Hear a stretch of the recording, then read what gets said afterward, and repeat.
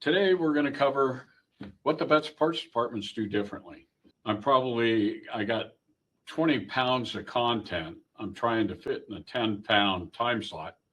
So one of the things about this is just remember that we do record these and we do have these PowerPoint handouts and whatnot. So if I skip over something and you want to go back on it, you will be able to get this off our website, no problem. So one of the things you could do is Damon can't hear a thing, Kaylee, so you might check that out. One of the things I should say, can anybody hear anything? If Damon can't hear anything, if you could just in chat go, yeah, I hear you fine. That lets us know that maybe it's just Damon. Okay, so I hear you. Kendra, hear you? Okay, good. Hearing fine. So, all right, Damien. So I got Kaylee on that for you. So anyway, one of the things that you could do now that you're hearing me fine is if you could just put in the chat what DMS system you're on, because we're going to cover that a little bit, and just wanted to see what you're on. Okay. Dealer Track, Ignite, Reynolds, Tekia, Dealer Track. Beautiful. Okay, so we got a lot of Dealer Track. Good to see you, Gary, in from Arundel. Anyway, all right, so in dealing with this, what the best parts departments do, we work with right around 300 dealerships every day. And so a lot of the things, we get to see the good, the bad, and the ugly of everything that goes on. So this presentation deals with some of the real basics of what good parts departments do, and that's what we're going to cover today. Any of you who may have listened last month on Dealer's Edge, this is pretty much a rehash of that. So probably a few things added in because I can be a little more intimate with this with a smaller group like this. So anyway, but one of the things that I do want to encourage you is if you have a question, I don't know what's on your mind. And there are no dumb questions, okay? So if you have a question on something that I cover, please just ask the question. I'll stop and be more than happy to answer it for you. That's really what we're here for. So with that being said, well, all of a sudden, let's get... What happened to the presentation here, Kaylee? There we go. I ended it. Success can be measured in different ways through a parts retail operation or any retail operation, but specifically as we're dealing with a parts operation at a dealership, there's many different ways that dealerships tend to measure success. The most typical ones, your sales volume, the gross profit volume, obviously the net profit. What did you really make after the gross profit, expenses, and whatnot? Employee buy-in and the experience that your employees have that work for you. Strong department relationships. This is something we see. Successful stores, service and parts work hand in hand and work very well together. Where we see some of the biggest struggles is where the service department is overpowering the parts operations, and in some instances, it's almost handcuffing the parts operation as they work with it. And of course, then what we'll deal with and what we primarily deal with is inventory performance. This is no secret. It's in any business, including ours to an extent. Time. Time is your biggest enemy of working towards success. A time to sell. That's obviously critical. That window between 8 to 5 or 7 to 6 every day. Time to manage. Time to sit down and look at what the results were from the time to sell. Time to train. Making sure that people are brought up to date, that they know what they're doing, learning new processes or whatnot.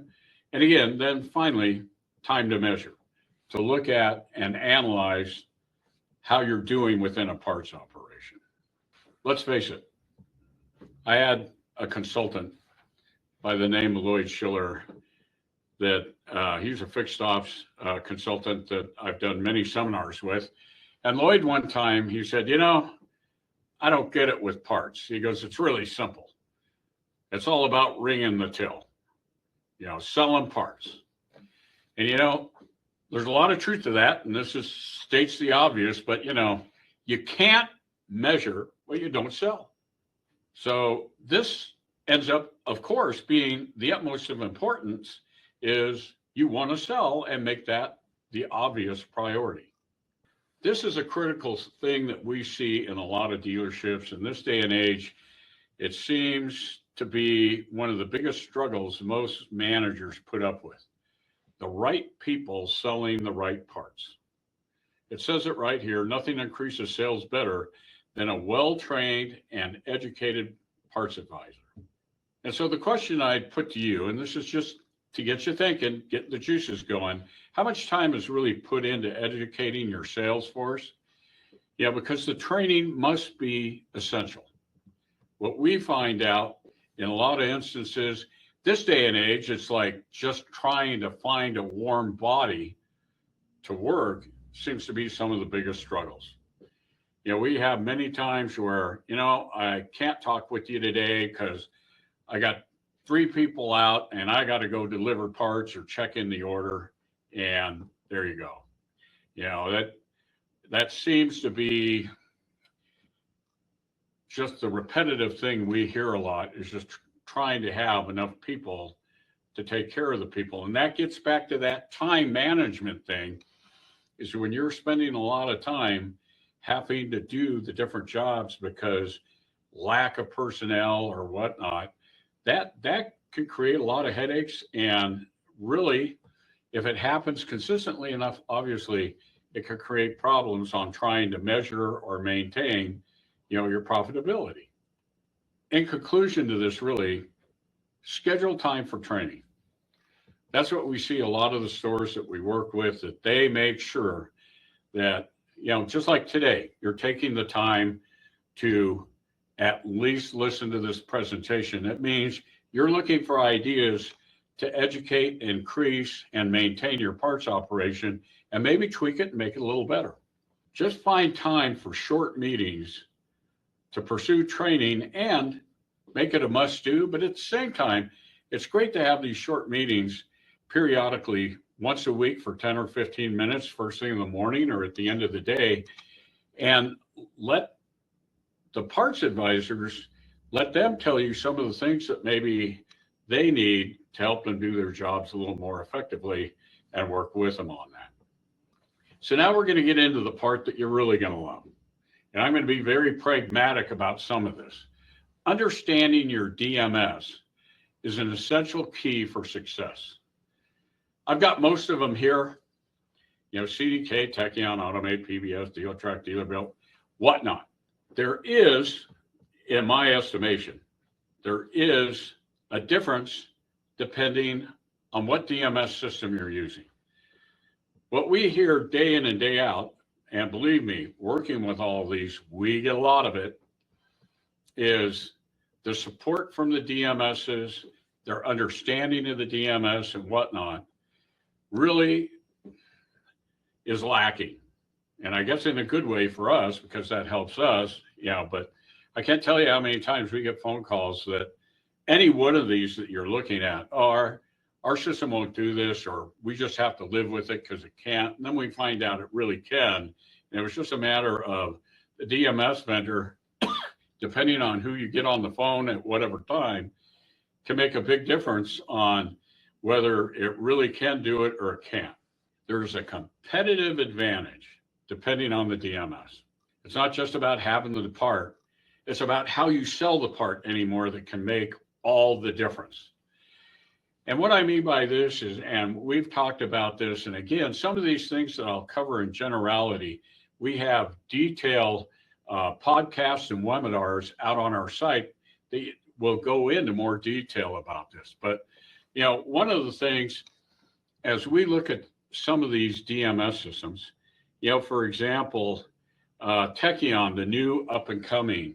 My partner said a pretty good thing about this with Techion is that it's a company who spent a lot of money but never put anything into the nuts and bolts of it. They're coming along, but Techion still has more holes than Swiss cheese, and it needs to be improved. But it was kind of like a ready shoot aim. We tend to see that with some of the other DMS vendors as they go. Some are improving, some aren't.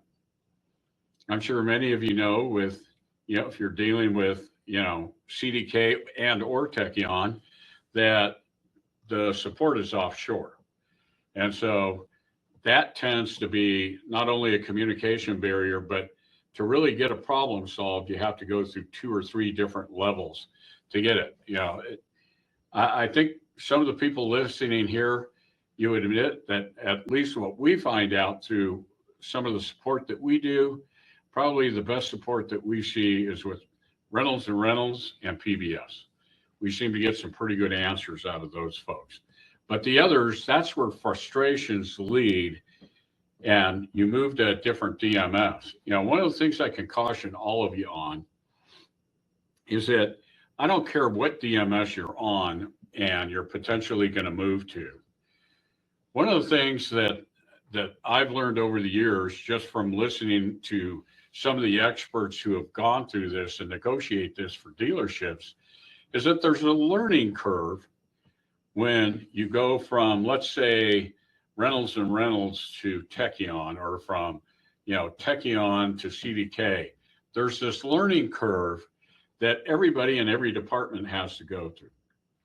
And that learning curve, what they estimate is there's a 10 to 15% revenue drop over the first 60 to 90 days going on to a new platform, just due in part that you're trying to learn a whole new system, a whole new language, reporting and whatnot. So, those are things that if you are planning to look toward one of these new systems, just be careful as you do it, okay? And be proactive about it. One of the things that we've seen, we have about 25 Techion stores we work with now, and we've gone through the migration on more than half of them, is, they do not bring over the last receipt date. We fought with them over it. We pointed it out to them. And yet we have yet to see one migration where they actually bring over the last receipt date. Last sale date, not a problem. Last receipt date, big problem. They always say their engineers are working on it. Okay, so with that being said, and going through a little bit on the DMSs, now we get down to some of the consistencies in your reporting process. How are you tracking sales? Do you do it daily, weekly, monthly? What we tend to find out through dealing with managers is it usually is the parts financial statement at the end of the month.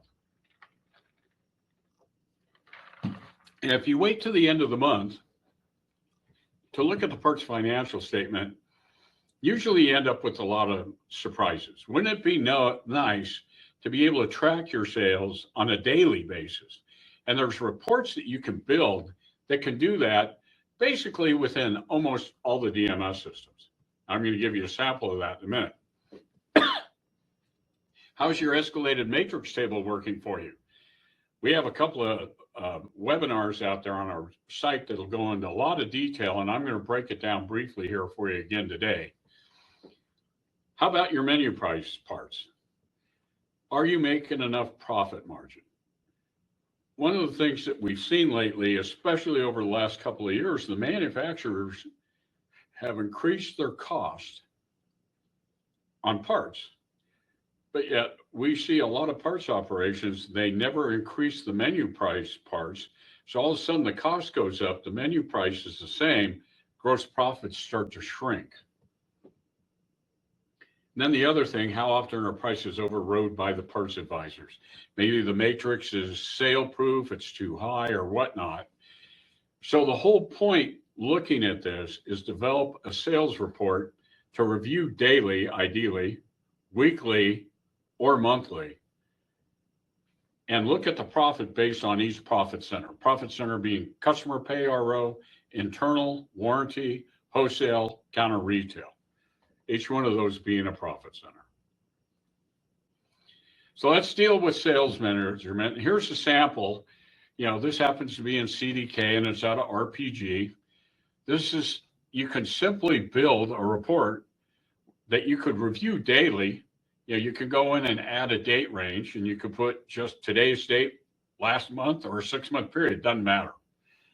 But in RPG, you can easily create this kind of a sales report. And as you can see over here in this example, it shows the sale account. Then it shows the quantity sold to that sale account, the cost of sale, and the gross. And again, in RPG, you can put in a specific sale date or give a range and get this type of report that you could look at so you could see how things are going. So that month-end financial statement hopefully isn't a surprise. Several of the DMS vendors have this exact same report that you can build, that you can look at. With Reynolds and Reynolds, it's broke down by the sale type instead of the sale account. PBS has it, and also Techion.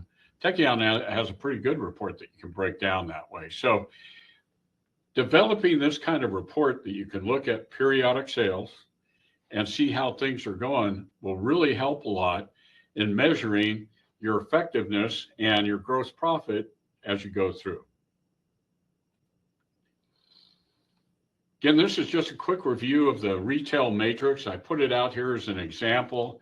One of the things you can do is take your matrix table off your DMS system, and you can sit and break it down and see, okay, what are we doing? A penny to $5, we're marking up the cost 450%.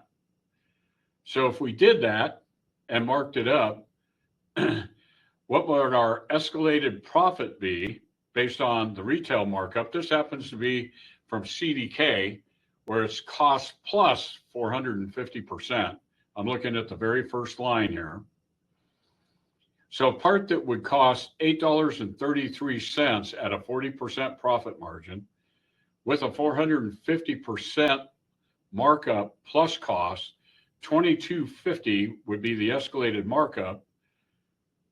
The gross profit now, instead of $3.33, is $17.50, and your gross profit is 77.78%. Now, one of the things as you look at this, and quite honestly, I think that's high and it's sale proof, but this is just a sampling that we've taken. But this is the type of thing you also want to know. This is where we tend to see a lot of the overrides happen. But the other thing is this is where we tend to see a lot of the sales overrides. And that's why that sales override, if you have your employees, they're overriding a lot of parts in here because maybe that suggested retail is a little too high. Well, it's really simple then. You need to dial it back down. A lot of times when I've done seminars, I've had parts managers bring their matrix, and I also have them bring their override report. And then we look at all the overrides, and we tend to see in these lower categories where most of the overrides occur, and that's typically, yet why not make it more realistic is, I guess, what I'm getting at. The other thing, and this is something we've done a lot of, is to actually analyze customer pay sales. And that bottom remark that I have there, how often is the matrix actually applied to your retail sales? This day and age, what we say is if you have 15% of your retail is being matrixed, you're doing pretty good. The other 85% tends to be menu priced items, And again, that's where we look at the lower grosses, and we'll go analyze a customer pay report, and we'll break it down by descending gross by part number. And this is where we start to find some of the low grosses. And Jonathan asked the question here, do you have a breakdown that you would recommend for a pricing structure? You know, Jonathan, not really. Quite honestly, I believe if you haven't used the matrix before, or you're looking to simplify something, the simpler the better. Something like a list plus 10 area. What we find out is when we've seen some, and I'm looking at a table here, Jonathan, is that, and you want to review it with Ryan Elsey, okay. And so ID Ford, Blake can take care of that. Anyway, one of the things that we tend to find out is that with elaborate markups like we see in this type of a table, is that it will tend to sale proof some of the parts. And so we've had several stores that we just went and simplified it, like from a penny to $25. We've done list plus 15%, from 25.01 to 50, list plus 10, and worked it up to where once we hit about $200 straight retail, because that's where you tend to get shopped. And what we find out is they tend to make a little bit more, you know, so just, you know, these kind of tables where we run into it, and part of this is that retail markup, you know, warranty markup. Everybody's trying to get a higher markup percentage. And it seems like just about every dealership we deal with anymore, where your highest gross profit anymore is in warranty, you know, because you're getting cost plus 100%, you know, basically double the cost, you know, and a 50% profit margin on warranty, you know, but in some instances to come up with that sampling of 100 repair orders to get there, you know, you tend to have this kind of a matrix that does it. But one of the things, this is really just a sample for you to take your matrix, what it is, and apply it and see what the sale price should be and how often is it being used within each category. And again, we have a detailed webinar that covers this extensively that you can watch. And Jonathan, one thing, as I move on to the next one here, one thing, John, Mr. Perkins at ID, oh, I singled you out. Oh, well, since there's only 20 of us, it's okay. But one of the things, John, you know, when you do go in and review something like this, is that this pricing is never in stone. What we tend to see is matrices have been out there and they haven't been adjusted or changed. They have more because of warranty retail markup now, but typically they're never touched or tweaked with. If you've got customers complaining on some of your prices, tweak it down a little bit. If nobody's complaining, keep tweaking it up, okay? And so a lot of the questions we get, you know, we see these matrices that are supposed to have a yield. And when you look back here, you know, this yield up in here, if you're selling everything basically from a penny to about $300, you should be somewhere around a gross profit of about 51%, but yet you're at 39%. And what we find out is once we break down, and if only 15% of your sales are being matrixed and the rest is menu priced items or sold at retail, here's the situation that you run into. This is where maybe they've increased some of the cost of goods, your manufacturer, and you haven't changed your menu priced item, and that gross is shrinking. And that's why when we pull customer pay, we sit and rank it from the highest gross profit to the lowest gross profit. And you can look off to the far right there and see here, you know, they got that one part number. This happens to be a Volkswagen and a filter. And, you know, they're at 20.27% gross profit when 85% of your sales are doing somewhere between 20 and 30% gross profit. that other 15% can't get you over that 40% threshold that everybody tries to realize. And reviewing your sales report and sorting it like this will expose these items and help you to tweak and adjust them. You don't have to go crazy. You can sit here and take that one filter here. Most of the time it's sold at 40.70, and you can tweak and make an adjustment on that and maybe bump it up a couple of dollars to get it up to about 25, 26% and work toward it so you can get your gross back up. That's certainly where we see the lack of gross profit in parts departments is coming from on the retail side, is low gross items in menu pricing, not the matrix.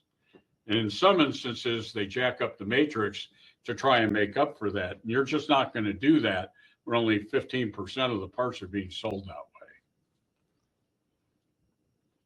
Here's the sale override report. This happens to be from a Techion store. And, here again, you can see, where, they have gone in and overrode the selling price. And in most instances, they've overrode it. I don't have the category that shows, but here it shows you what the old value is and then what the new value. And again, with CDK, it's ROV, and with rentals, there's a price override report. But anyway, this is just a good way to show where maybe some discounts are. Maybe you're in a category in your matrix that's a little too high and you need to tweak it down. Maybe put a little bit more to it. Now, Damon came in with a question here and said, can't do much on the wholesale side of it, though mainly retail, right? At this point, this is retail. You're right. When it comes to wholesale, especially with body shops, if you try to matrix anything, you won't have any body shop customers. The insurance industry knows list price better than you ever will, and you have to work off of that. And that's just a fact of life, unfortunately. And I could spend a whole seminar on insurance companies controlling the body shop business. And I think I might be preaching to the choir to some of you that are large in wholesale. All right, so now we get into the inventory management end of it. And one of the things I want to emphasize here, and this gets back to the DMS vendors, and as I talk about this, that will probably make a lot of sense for you. How many of you, as parts managers listening, all of a sudden the dealer principal, the general manager, whoever comes back and says, I need these reports because I'm going to my 20 group? Well, one of the things we see with these management reports, and I'm picking on 2213 with rentals, I'm picking on MGR with CDK. Those things were written back in 87 and 88, and they've never been adjusted. But yet the way we measure inventory is completely different now. So, you have to play this liar's poker, so to speak, and rely on old, outdated inventory management reports and send them in and hope to God you're not at the bottom of the book and you get a big speech from your dealer when they come back. So one of the things we do with our clients is, to me, you basically have, unless you're Toyota or Honda, most everybody now has an ASR program, automatic stock replenishment, RIM, Arrow, PartsEdge, whatnot. But you'll never find the reports on the DMS system that break it down this way. And if you can develop this and do it on your system, that's great. But these three types of inventories that you're dealing with is what's protected, what's not protected, and non-OE aftermarket. And then we have dirty cores with some of our PBS and dealer track clients that have it effectively not added into the inventory value as dirty core. But the real core is what's protected and what percentage of my inventory is protected. What percentage of my inventory is not protected? Because that's the key. The key on what's not protected is where obsolescence grows. What's protected, whether you're a GM dealer and you got to keep it for 16 months, or you're a Chrysler store at 12, or you're a Ford store and they take it back after 10. It depends on the manufacturer. They're all different. But the whole key is if there's a brass ring here, having 100% of your inventory protected would be, perfection. And that's never going to be true. What we found out with Ford and Nissan, they seem to do the best job with their ASR programs because they only guarantee what sells. They go for the high velocity parts that you sell a lot of. They don't worry about these others. And they do the best job of not over putting a whole bunch of stock in your inventory with marginal sales, such as, a couple of manufacturers, mainly GM and Chrysler, which is terrible. But remember, very little return allowance anymore with most of these ASR programs. In fact, in some instances, none. But it becomes really critical to be able to break your inventory down this way and say, okay, here's the stuff selling that's guaranteed, and that'll take care of itself. But more importantly, what's not protected. And you'll even find out in some instances, some of your not protected inventory actually turns pretty well in the manufacturer. Maybe it's because of your market or region or whatever. They're not guaranteeing it. So then the other thing, once you get into that, we showed you a summary of it. Then you want to take your inventory and be able to break it down to see exactly what we're talking about. In this instance, what I'm talking about is the total inventory of $106,603. In this dealership, it happens to be 72% of the overall inventory. The productive inventory is 14.51%. Their excess is 25,000. Maybe that's in bulk oil, tires, or whatnot, or maybe they got their day's supply setting tweaked a little low. The forced stock or unfulfilled demand at 41%. And then their obsolescence is 21,798. They got, in this particular snapshot, they got 6,000 more in obsolete value than they do in active productive inventory turning. But to be able to break down this category, especially in your non-protected, you'll find out when you do the protected inventory and you look at what's productive, to see it around 50, 60% only makes sense because the manufacturer only guarantees what sells. It's these low marginal parts that don't sell a lot that you get stuck with. And the word obsolescence we're going to deal with here very shortly. But this is a critical way, again, looking at this inventory. And if you only get anything out of this, and you can develop this some way, is showing your inventory in a breakdown, what's protected, what's not protected. That's the critical point. So now we'll deal with the elephant in the room, obsolete inventory. We've seen that obsolete inventory, on average, has doubled in the last 8 years. Doubled.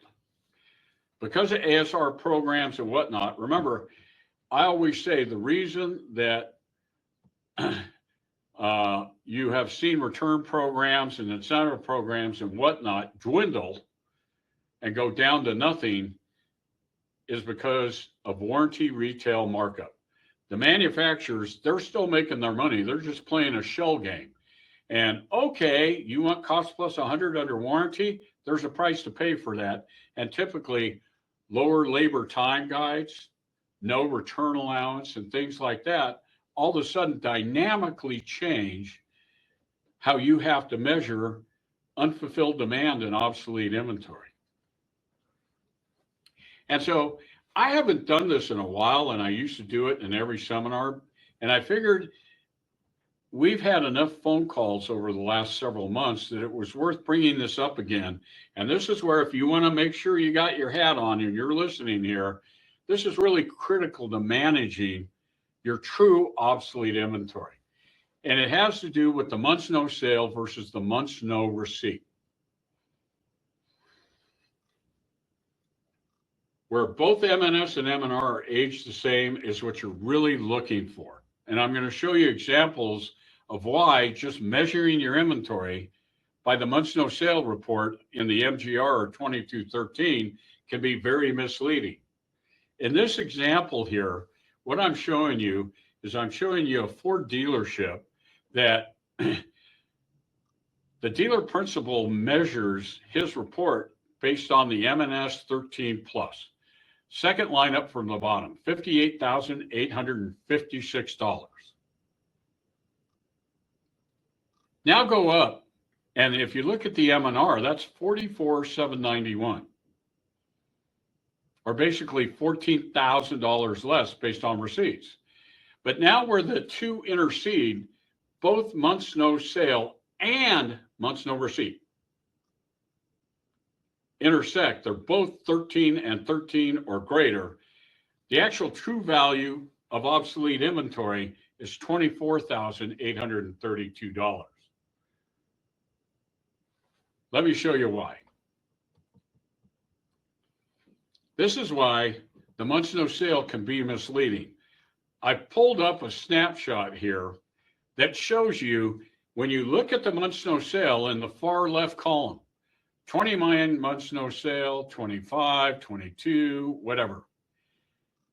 But yet you look at the receipt date, and these could be special orders, like that very top one happens to be a tire that they just receipted in the last 60 days. But yet, if you go to look at the management report, that dollar value, that $729 for that tire is going to be in 29 months no sale, even though you just wrote a check for it 60 days ago. See, that's the whole key.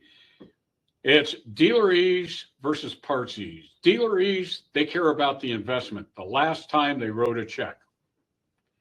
Parts ease, and what a lot of parts operations have been taught, is manage it by the last sale. And in this case, you can certainly see if you just do it by the month's no sale report, and going back to that last slide, this poor parts manager, the dealer wants to accrue enough to cover the $58,000. In reality, he only needs to worry about $24,000.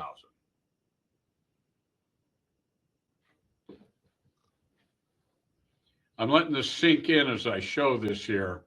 Just exactly where the month's no sale report and the month's no receipt report, a lot of this stuff, you can see has been recently purchased, but it's going to show up as junk. Now here's the reverse. M&R can be a little bit misleading too. Now, as you look at this, it's sorted by descending months no receipt, last time it was purchased. And now you look at the months no sale, and then you look to the next column, the year sale, you can see they're selling some of these things. I'll give you an example of what I'm getting at. Most of this would be found in excess inventory.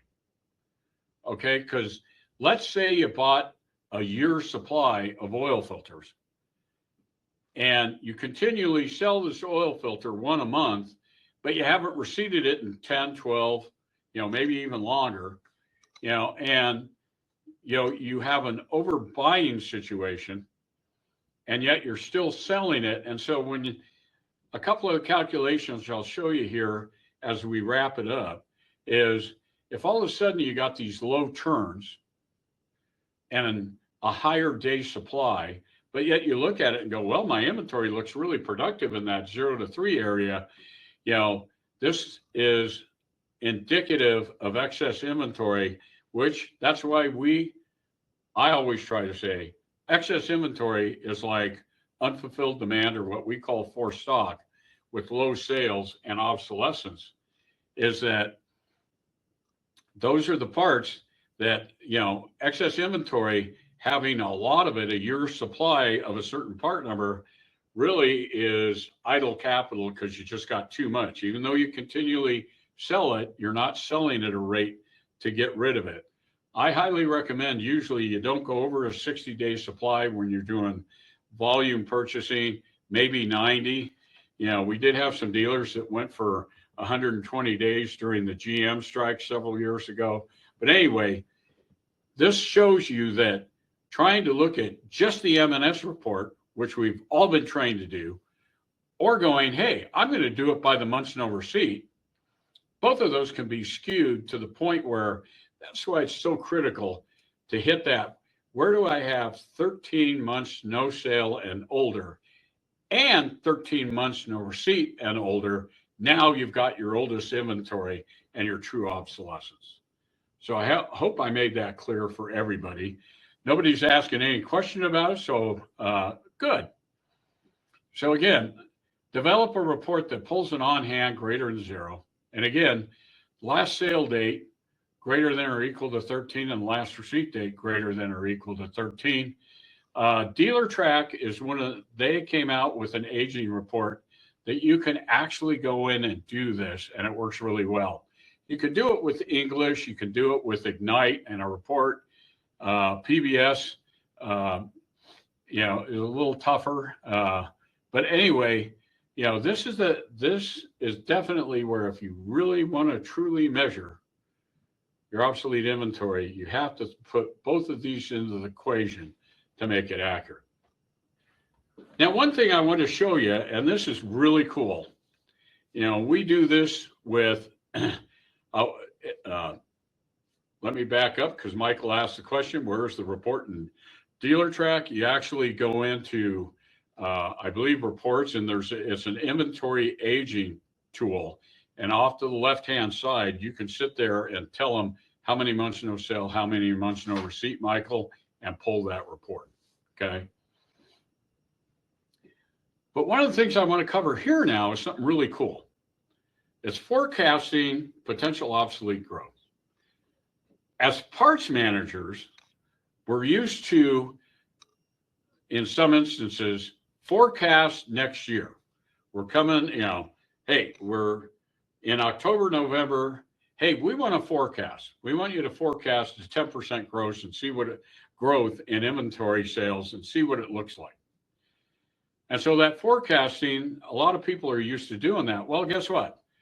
You can do it very accurately and easily within your parts operation to see, especially now that you have very little return allowance or ability to get rid of it. We can show you how to do that. And you can do this on the DMS. We have a simple report that does it, but to forecast your obsolete growth and start accruing some money either through return allowance or through gross profit generation, whatnot, to make sure that you can maintain or eliminate some of your obsolete growth. And the way you do this is it's really simple. What you do is you go out and look at that M&R 7 to 12 value, or M&S, that can work too. But what you do is you take that number. This is called technical obsolescence. This term was coined by Mike Nichols, probably 30 years ago is the first time I heard it. And when he brought this up, it really perplexed me. I was, what the heck does he mean by this? Well, we spent a couple of years doing some analysis on this. And what we found out is that if a part hits 7 months in aging,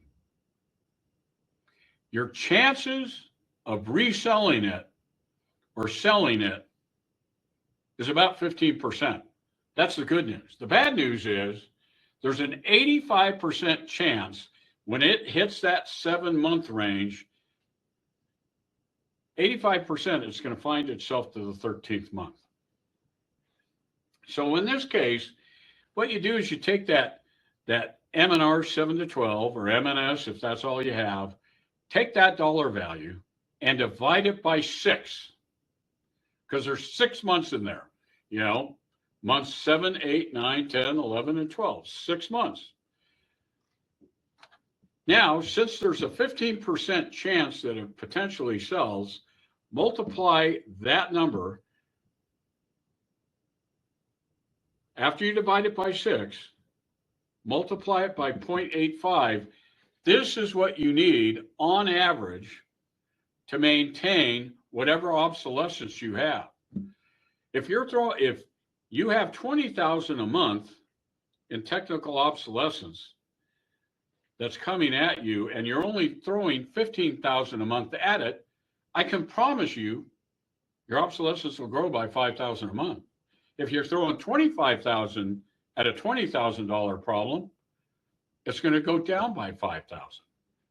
But this is a great way to really see and know, and this is especially important in that non-protected inventory. That's the way you do it. Now, Michael, you came up with a great question. You said, why not send it back between 7 and 9 months? You know, if you happen to be a GM dealer, Michael, I'm going to assume you must have GM. But what we put together for our GM clients is we put together what we call an MR11 report. We, between 9 and 11 months no receipt, because remember, General Motors bases everything based on when they sold it to you last. We put together a report on all the non-ASR, non-RIM parts with a dollar value that have not sold, and you can send it back to GM and they'll give you they charge a 25% restocking fee. But once that part gets over 12 months old, you own it. And you get very little return allowance to get rid of it if it wasn't protected. So, Michael, to answer your question, sure, you could. In fact, under the GM program, the MR11 or CSO11 program, as some people say, you could take a $500 part that you got today, turn around, you special ordered it and it's wrong, you could send it back tomorrow. The reason we kind of go, hey, hang on to it for 7 to 11 months is at least see if you got the potential to sell it.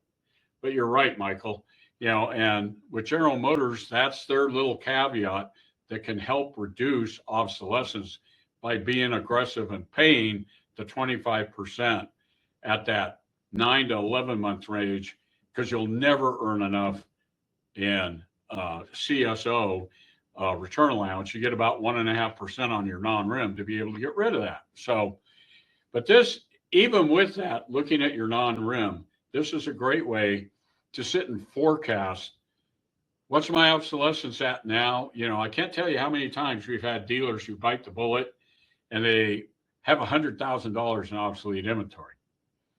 And the first thing they'll typically tell the parts manager, he or she, you know, the dealer says, we're going to eat this, we're going to bite the bullet, it better not come back. Well, before that happens, pull this report and say, well, boss, I'm going to need $15,343 to keep it at zero after you threw away this stuff. Just saying. So here's kind of a checkoff list that we've put together, that we get these questions all the time when we're doing consulting work and talking with our clients. There's 4 levels here for trying to purge obsolete dead stock if you don't have the return allowance or whatnot to get rid of it. Set up a source and move obsolete stock and advertise on OE Connection. You can actually set up a source or a series of sources based on aging, and now you can go out and broadcast it on OE Connection and try and sell some of it.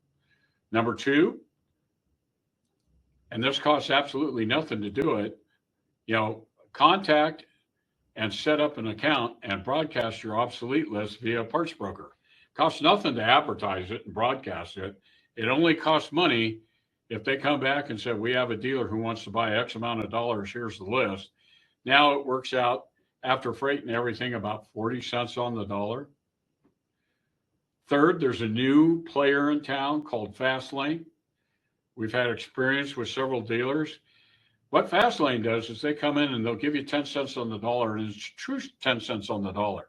They actually come in, all you have to do is pull it off your shelf and put it in a pile to where they can come in and get it. They bring their truck and their tote, they pick it up and they take it away, and they give you 10 cents on the dollar. No hidden fees or anything like that. What we found out is this is AKA Fastlane advertising on eBay.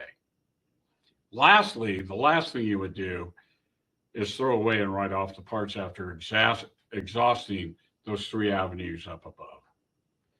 Now, Michael, you have a highly productive inventory with Honda and use 9 months technical obsolete. That's ideal, Michael. With Honda, you get to earn 4.3% in SRA and you have an OAR up front. And so with Honda, we see a lot of Honda stores, and we work with a few of them.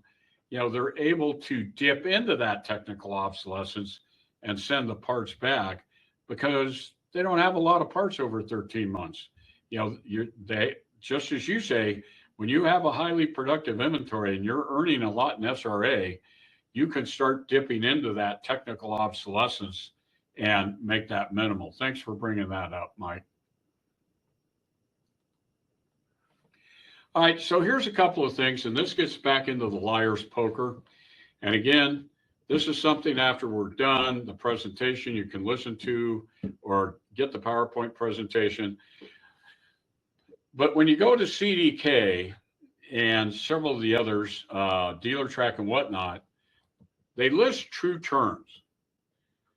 And true turns, the calculation of true turns means take your total receipts, subtract out your special orders and your emergency purchases, and now take the sales at cost and divide it back into the inventory. Well, as of 6-7 years ago, whether you buy a part under an ASR program, whether you buy it on a stock order, on a special order, a customer order, you pay dealer net. There's no incentive anymore. It used to be 20 years ago, you got one stock order a week, and if you put a lot on it, you could get a 10% discount and earn return allowance. All of that has dried up and dwindled. So in reality, really, it's just a matter here. The true turn calculation is irrelevant. If you got a lot in special and emergency purchases, that may make a difference. But here's a simple way to do it. And every one of the DMSs, their management, their inventory analysis, their MGR, whatnot, you can easily find what your estimated annual sales from stock are. Basically, what you do is you take your sales at cost times 12, and in some of the DMSs, it's already got a 12-month total, and you divide that back into your inventory value. Okay, so in this case, with this calculation, 100,000 in sales at cost, 1.2 million yearly, divided into a $300,000 inventory value, you turn your inventory 4 times per year. It's really easy to find your inventory sales at cost and your inventory value on these management reports to look at your actual turns. So many times we see a true turn of like 3, and then we go and look at it and we divide it out. And next thing you know, it's really 7, 7.5, 8 when you divide it out properly without paying attention to how receipts are coming into your system. The next thing, and this uses the same kind of numbers, is to figure out your day supply.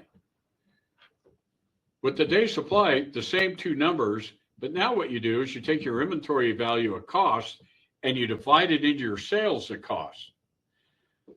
In this case, a $300,000 inventory, $100,000 at cost, you divide it, it comes out to 3 months supply. That's how it works. Multiply it by 30, and you got a 90-day supply. It's that simple. We get so many calls with people asking us, what it takes, to figure out a day's supply, because very few of the DMSs report that at all. And then there's the play what if calculation. Let's say you got some idle inventory, some excess inventory, or obsolete inventory.